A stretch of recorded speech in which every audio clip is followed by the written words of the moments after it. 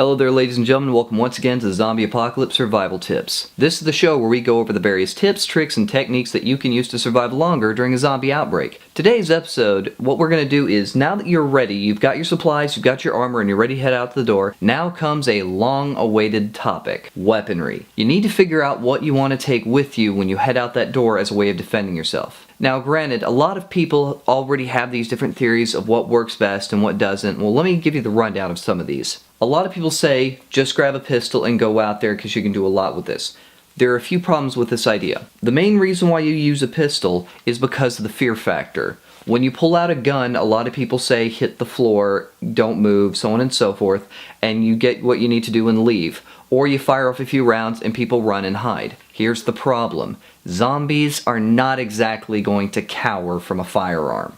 Plus, if you shoot one in the arm or in the knee or in the chest, it's not going to do much. It may slow them down a little bit, but that's all it's going to do. Other people say, bring a sword, because you can just hack and slash your way through all of them. Let me tell you a problem with this idea. If you do not have the proper training on how to wield a sword, all you're doing is hurting yourself. Here's the thing. A lot of people look at a sword as just a sharp piece of metal. Granted, that is fairly true, but there is a proper way and an improper way to use a sword.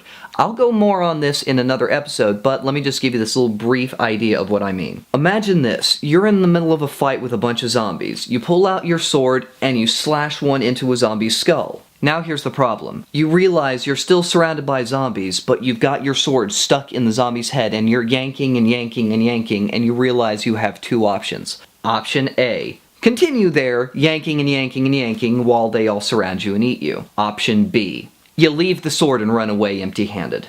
So there are a lot of things that you need to understand about swords. There is actual training involved. A lot of people go through classes on how to properly wield a sword. Another one is, a lot of people say, just take a shotgun. You can do anything with a shotgun. Here's the problem with that idea. Shotguns have a wide spread and they're not very accurate except up close. A shotgun is a close-range weapon, and it's also for suppressing fire. You fire a few shots, get everybody to duck. That's not going to work in a zombie outbreak. There are specific uses where a shotgun is needed during a zombie apocalypse, but we'll go more into that in another episode. Right from the start, probably one of the best things you can do is just get something like a club, a stick, or a baseball bat and just get ready to have at it. And remember, bash them in the head, that'll take care of them. Or if you just need to clear the way, swing to knock them out and keep running. Remember, when you first go out the door, your objective is to get to safety. Your objective is not going on the hunt, not going on the attack, it's to get to a safer area. And here's another thing. Believe it or not, zombies will not be your only obstacle. You'll also have to deal with other humans. And that's why taking a firearm with you may not be the best option. You ever heard the phrase, speak softly and carry a big stick? That's going to become important here. A lot of people will say, fire off a few rounds to get everyone scared, but here's the thing. Other people think the same way. In most situations where people use a gun as a scare tactic, where they're trying to rob a place or just get out of an area, the whole mindset of the other people is, if I hit the floor and stay quiet and wait till everything leaves, I'll be fine. But now the mindset is different.